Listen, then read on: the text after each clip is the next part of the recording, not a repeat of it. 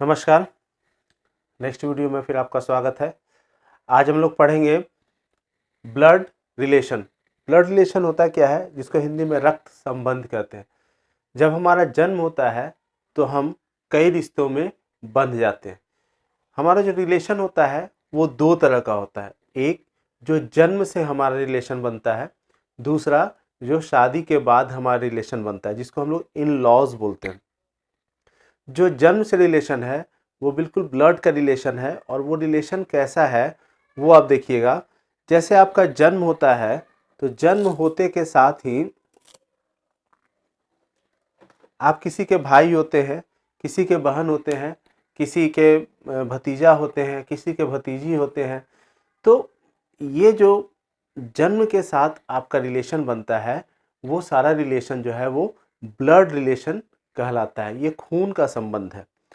ठीक उसी तरह से जैसे आपकी शादी होती है तो आपकी वाइफ होती है, आपके साला होते हैं, आपकी साली होती है, फिर उसी तरह से सास ससुर आते हैं।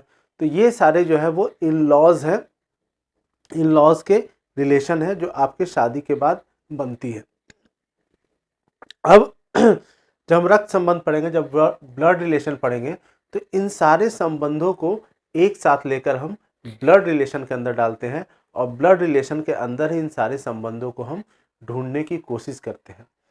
इस तरह के जो क्वेश्चन आएंगे, इस तरह के जो वर्बल रीजनिंग में सवाल आएंगे, उसमें कुछ स्टेटमेंट दिया होगा और उस स्टेटमेंट के आधार पे आपको ये पता करना है कि उस व्यक्ति का, जो व्यक्ति के बारे में बताया जा रहा है, उस व्यक्ति के साथ क्या संबंध है। तो इस संबंध को जानने का कुछ तरीका है, कुछ ट्रिक्स हैं, वो आज हम सीखेंगे। तो ये वीडियो चूँकि लंबा ना हो जाए इसलिए हम दो कड़ी में आपके सामने लेके आएंगे। ये वीडियो जो है वो पहला वीडियो जो है वो आपका होगा, जो सारे लॉज हैं, जो सारे नियम हैं, जो सारे ट्रिक्स हैं, वो मैं आपको इसमें बताऊंगा। इसका नेक्स्ट वीडियो में हम जो क्वेश्चंस होंगे वो सारे सवाल को हम लोग सॉल्व करेंगे। तो आइए रक्त संबंध को हम लोग शुरू करें। देखिए, जो संबंध है वो कई पीढ़ियों में संबंध है हमारा। तो देखा जाए इसमें, ये जो सेल्फ है, यहाँ सेल्फ लिखा हुआ है, ये हम है। ठीक है, हम है या जो भी है, आप भी वहां अपने खड़े होइएगा तो आप हैं। तो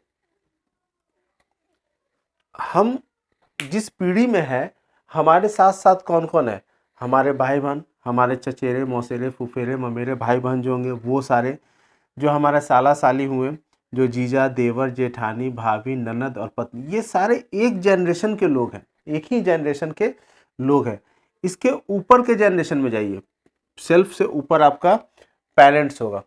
जो हमारे से ऊपर का जनरेशन है वो है माता पिता, चाचा चाची, मामा मामी, मौसा मौसी, फूफा फुआ, सास ससुर। ये सारे जो है, ये सारे आपके ऊपर के जनरेशन है।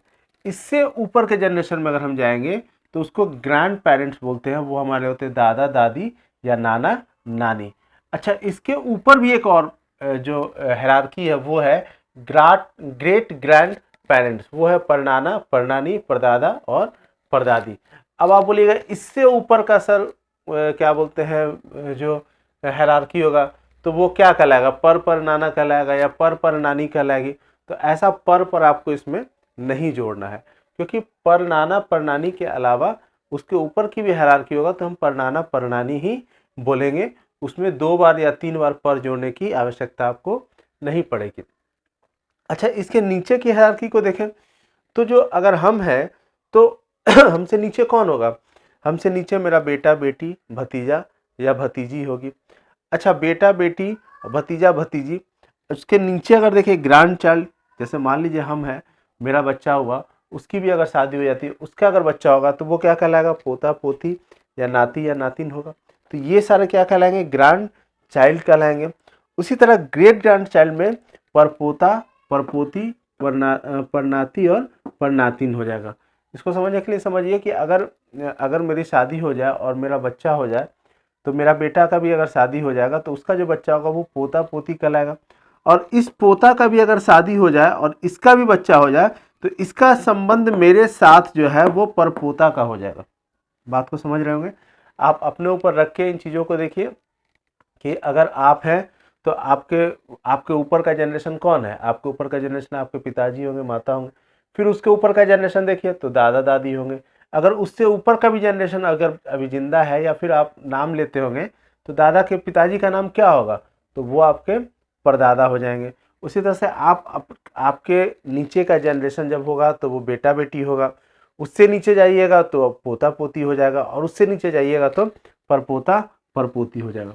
तो हिंदी मीडियम वाले बच्चों के लिए ये सारे चीज़ों को याद रखना पड़ता है। और जब इंग्लिश मीडियम में हम बात करेंगे तो उसमें 4 या 5 शब्द हैं, उसके अंदर ही ये सारे चीज़ समाहित हो जाते हैं। तो उसको भी हम लोग देख लें तो आसानी होगी हम लोगों के लिए। चलिए अब हम लोग इंग्लिश में देख लेते हैं, इंग्लिश में कितने तरह के रिलेशन होते हैं। इंग्लिश में आपको मिलेगा uncle, aunty, cousin, nephew, niece, sister in law और मदर इन लॉ। तो अंकल जो चाचा, मामा, मौसा, ताऊ और फूफा होता है उस सबको हम अंकल बोलते हैं। उसी तरह से चाची, मामी, मौसी, ताई और बुआ जो होगी उसको आंटी बोलेंगे। कज़न में जितना भी चचेरा, ममेरा, फुफेरा, मौसेरा भाई बहन आपका होगा सब वो कज़न कहलाएगा। नेफ्यू में भतीजा और भांजा आएगा। नाइस अगर कहेंगे तो भतीजा, भतीजी और भांजी के लिए हम नाइस शब्द का इस्तेमाल करेंगे। सिस्टर इन लॉ में आपके भाभी, ननद, जेठानी, देवरानी, साली ये सब सिस्टर इन लॉ में आएगा। और जीजा, साला, जेठ, देवर और साड़ू ये सब ब्रदर इन लॉ में आएगा। तो इंग्लिश में इतने सारे वर्ड होते हैं और इसी को हमको याद रखना है। अब कुछ रूल्स की तरफ हम लोग चलेंगे, थोड़ा सा इसको देख लें। मातृवंश और पितृवंश, मैटरनल और पैटर्नल। मैटरनल आप उसको कहिएगा जो माँ के संबंध से आपका रिश्ता चल रहा है, जहाँ पे माँ का संबंध से आपका रिश्ता चल रहा है। जैसे आपके मामा हो गए, मामी हो गई, नाना हो गए, नानी हो गई, तो ये सारे रिश्ते जो माँ की तरफ से चलते हैं उसको मैटरनल यानी मातृवंश कहते हैं। मैटरनल रिश्ता उसको कहते हैं। जो पिता के तरफ से जो रिश्ता चलता है, जैसे चाचा हो गए, चाची हो गए, दादा हो गए, दादी हो गए, तो इस पिता के तरफ से जो रिश्ते आगे बढ़ रहे हैं उसको हम लोग पैटर्नल यानी पितृवंश कहते हैं। ठीक है, इसको आप मोटा मोटी ध्यान रखिएगा। अब आ जाइए, कुछ रूल्स हैं, हम उन रूल्स को ध्यान में रखेंगे। कुछ ट्रिक्स हैं और उसी ट्रिक्स पे आपका सवाल बनाते समय काम आएगा। देखिए, इसको आप नोट करते जाइएगा। सेम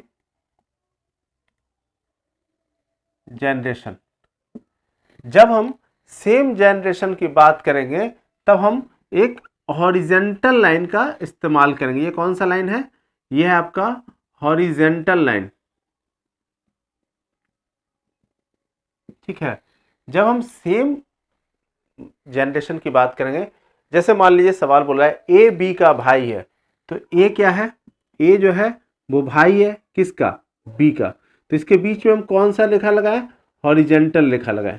ठीक है, इसके बीच में हम लोग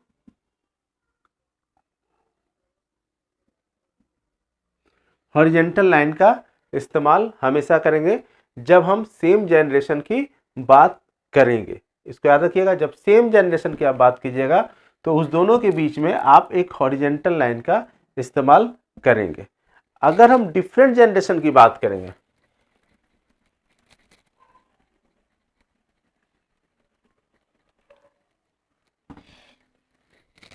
अगर हम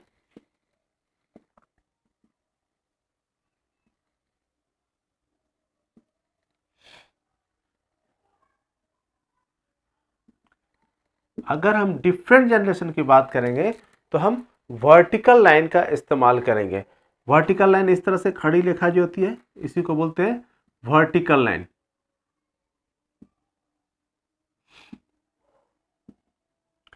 जैसे मान लीजिए ए बी का पिता है। ए क्या है?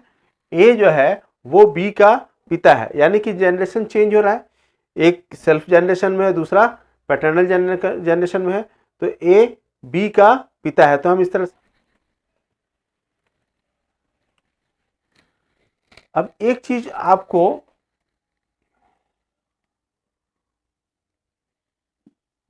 बहुत इंपॉर्टेंट है, वो है जेंडर। जेंडर में दो तरह के जेंडर हमारे पास होते हैं। एक होता है मेल एक होता है फीमेल, यानी एक पुरुष और एक महिला। दो तरह के जेंडर हमारे पास होते हैं, मेल और फीमेल। अब देखिए जहां भी आपको मेल मिले वहां उसको बॉक्स का इस्तेमाल कीजिए, और जहां आपको फीमेल मिले वहां आप सर्किल का इस्तेमाल करेंगे। जब क्वेश्चन हम बनाएंगे तो ये क्लियर हो जाएगी बात। अभी चीज़ों को लिखते जाइए और मेमोराइज करते जाइए, जब सवाल आएगा तो ये सारी चीज़ें क्लियर होती चली जाएगी। बहुत से लोग करते क्या हैं, इसके जगह स्मॉल m और इसके जगह स्मॉल f का इस्तेमाल करते हैं। तो आपको जो आसानी लगे वो काम आप कीजिएगा। मेल के लिए हम बॉक्स का इस्तेमाल कर रहे हैं और फीमेल के लिए हम सर्किल का इस्तेमाल कर रहे हैं।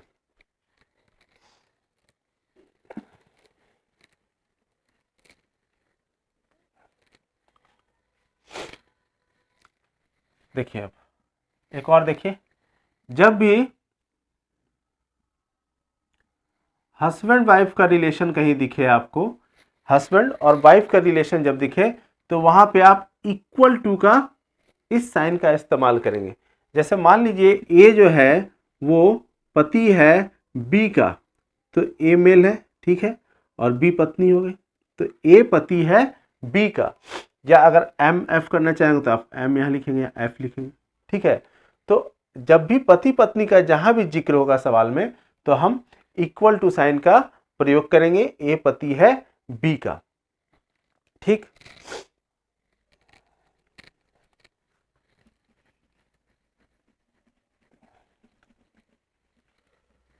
अब देखिए इसको नोट कर लीजिए। क्वेश्चन में कभी भी आप नाम से जेंडर आइडेंटिफाई नहीं करेंगे। नाम से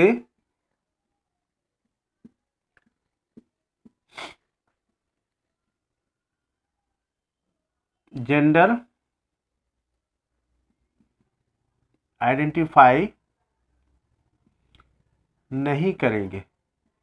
एक बात बिल्कुल याद रखिएगा, इसको एकदम गांठ बांध के अपने दिमाग में बैठा लीजिए कि नाम से कभी भी जेंडर आइडेंटिफाई नहीं करेंगे। अगर नाम लिखा हुआ है कमल तो हम ये नहीं बोल सकते हैं कि कमल लड़का है या लड़की है, जब तक कि क्वेश्चन में हमको ये ना बताए कि कमल क्या है, तब तक हम इसके नाम से इसके आइडेंटिफाई नहीं करेंगे।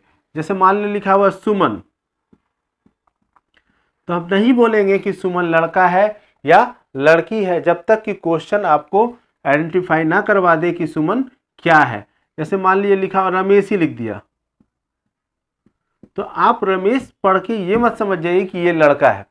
ये क्वेश्चन में आपको आइडेंटिफाई करवाएगा कि ये लड़का है या लड़की है। अगर नहीं आइडेंटिफाई करवाएगा तो हम इसको आइडेंटिफाई अपने मन से नहीं करेंगे। इस चीज को आप हमेशा ध्यान में रखिएगा। अब आइए बहुत ही इंपॉर्टेंट टॉपिक की ओर हम बढ़ रहे हैं। अब ये हमारा जो ब्लड रिलेशन है वो क्वेश्चन की तरफ जाएगा। इसको वेरी वेरी इंपॉर्टेंट आप समझ सकते हैं। कहता क्या है कि ए बी का भाई है। देखिए ए बी का भाई है। एक सेंटेंस है ए बी का भाई है, ए इज ब्रदर ऑफ बी। तो देखिए ए किसका भाई है, सेम जनरेशन, जब भाई है तो सेम जनरेशन है, तो ए बी का भाई है। क्योंकि ए लड़का है ए भाई है तो हम इसका जेंडर आइडेंटिफाई कर दिए कि ये लड़का है। अगर आप इसको ऐसे लिख सकते हैं ए मान लीजिए एम बी, ए बी का भाई है, ठीक है। जैसे आपको उचित लगे उस तरह से आप लिखिए। लेकिन हम बी का जेंडर अभी क्वेश्चन से हमको नहीं पता चल रहा है, इसलिए बी का जेंडर हम नहीं लिखेंगे। ये मेल भी हो सकता है या फीमेल भी हो सकता है। बहन का भी भाई होता है, भाई का भी भाई होता है, तो ये मेल भी हो सकता है, ये फीमेल भी हो सकता है। इसलिए जब तक सवाल हमको नहीं बताएगा तब तक हम उसका जेंडर आइडेंटिफाई नहीं करेंगे। ये बात आप ध्यान रखिएगा।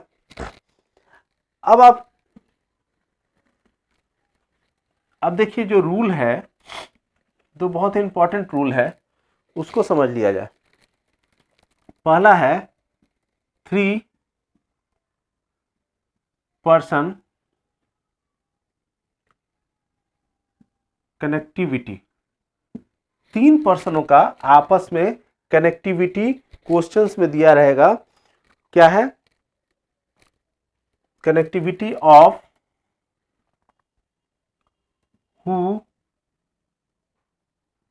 whose whom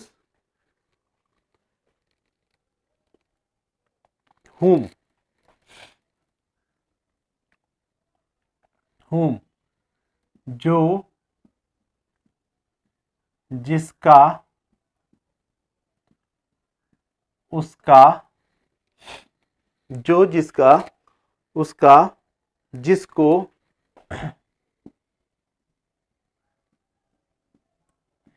ये सारा शब्द आपको जब मिले तब आपको करना क्या है? देखिए, ए बी का भाई है। सवाल देखिए, अब ये प्रश्न आपका है, यहां प्रश्न से आप समझिए। ए बी का भाई है,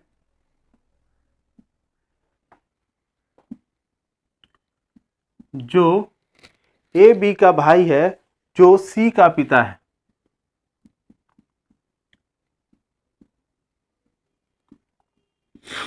क्वेश्चन देखिए, ए बी का भाई है जो सी का पिता है। 3% की कनेक्टिविटी किसके साथ की गई है? जो के साथ।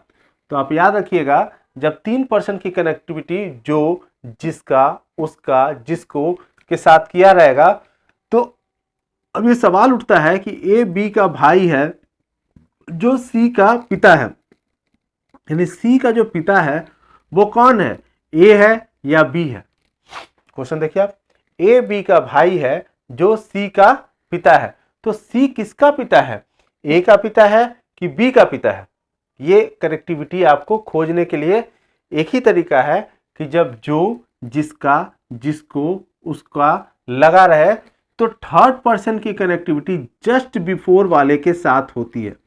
बिल्कुल याद रखिएगा कि थर्ड पर्सन की कनेक्टिविटी जस्ट बिफोर, उससे जो पहले आया है, तुरंत पहले जो आया है उसी के साथ उसकी कनेक्टिविटी होगी। अब इसको देखिए हम कैसे बनाएंगे। ए बी का भाई है, ए भाई है किसका? बी का। अभी देखिए, इस सेंटेंस से बी का जेंडर क्लियर अभी तक नहीं हुआ है। अब देखिए, जो सी का पिता है, सी का पिता कौन है? बी, यानी ये भी मेल होगा। जो सी का पिता है, ए बी का भाई है जो सी का पिता है। अब सी जो है वो मेल भी हो सकता है और फीमेल भी हो सकता है। क्यों हो सकता है? क्योंकि इसका जो जेंडर है वो अभी तक आइडेंटिफाई नहीं हुआ है। तो आप इस चीज को हमेशा याद रखिएगा, जब 3% की कनेक्टिविटी होगी जो, जिसको, जिसका, उसको के द्वारा, तो जो तीसरे पर्सन का जो कनेक्शन होगा वो जस्ट बिफोर वाले के साथ होगा। आप इसको लिख लीजिए। जब भी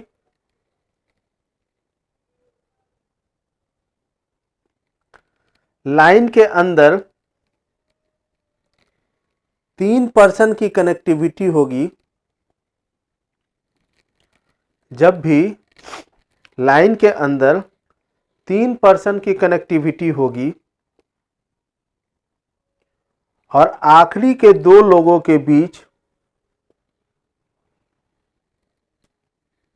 जो, जिसका, उसका, हु, हुम, हुज लगे हो, तो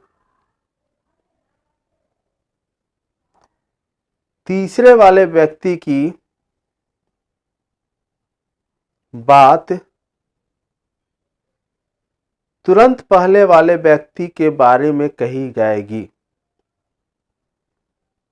एक बार फिर से रिपीट कर दें।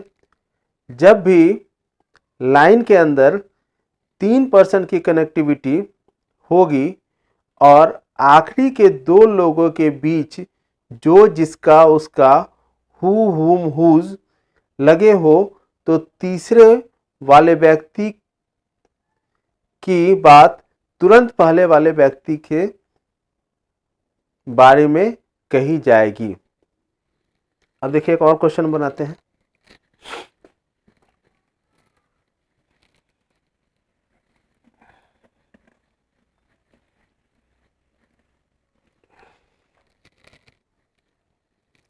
क्वेश्चन देखिएगा, ए जो बी का भाई है, ए जो बी का भाई है, कॉमा सी का पिता है। फिर देखिए ए का संबंध किसके साथ होगा, बी के साथ या सी के साथ। तो ए जो बी का भाई है, किसका भाई है, ए किसका भाई है, तो जो तुरंत कनेक्टिविटी इसके साथ होगी, जो के बाद जो लगा हुआ है उसके जस्ट बिफोर के साथ कनेक्टिविटी होती है। ए जो बी का भाई है, ए किसका भाई है, जो बी का भाई है, बी का भी जेंडर आइडेंटिफाई नहीं हुआ, का भाई है, सी का पिता है। ए जो बी का भाई है और किसका पिता है, सी का पिता है। तो यहां पे मेल या फीमेल हो सकता है, ये भी मेल या फीमेल हो सकता है। इस दोनों का जेंडर अभी आइडेंटिफाई नहीं हुआ है इस सवाल के अंदर, ठीक है। ए जो बी का भाई है, सी का पिता है, ए जो है बी का भाई है और सी का पिता है, ठीक है। जब क्वेश्चन बनाएंगे तो और भी क्लियर होती जाएगी बात, अभी समझते जाइए आप इसको।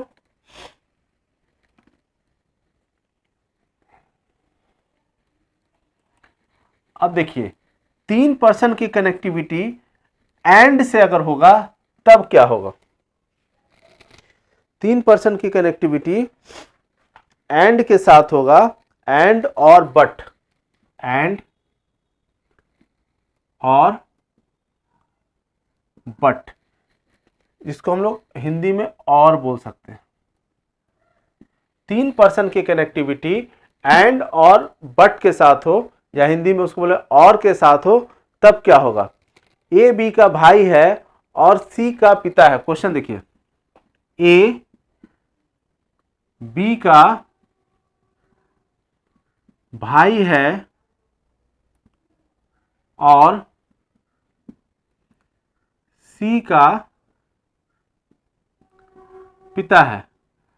अब ये सी जो है, ये इसका पिता कौन है, ए है या बी है, यहाँ पे दो है, ए और बी दो लोग हैं, तो कनेक्टिविटी और के साथ इसकी बनी है। अगर जो लगता तो जस्ट बिफोर हम आ जाते, लेकिन जो ना लग के और लगा हुआ है, तो इस सी की कनेक्टिविटी किसके साथ होगी। तो एक बात हमेशा याद रखिएगा, जो की कनेक्टिविटी जस्ट बिफोर से होती है और की कनेक्टिविटी एकदम फर्स्ट पर्सन के साथ होती है, और जहां भी लगा रहेगा तो इसकी कनेक्टिविटी फर्स्ट पर्सन के साथ ही होगा। तो अब देखिए इसको कैसे बनाएंगे, ए बी का भाई है, ए भाई है किसका, बी का, ए बी का भाई है और सी का पिता है, ए बी का भाई है और सी का पिता है, सॉरी सी का भी जेंडर आइडेंटिफाई नहीं हुआ है, इसलिए हम इसको छोड़ देंगे। ये मेल या फीमेल में से कुछ भी हो सकता है, ये मेल और फीमेल में से कुछ भी हो सकता है, ठीक है।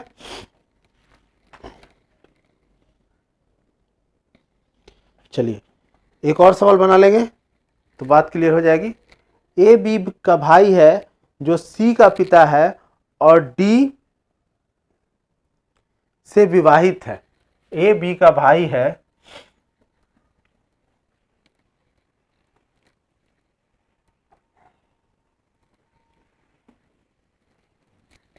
सवाल देखिए,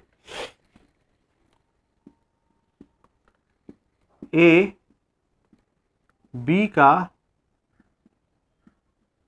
भाई है जो सी का पिता है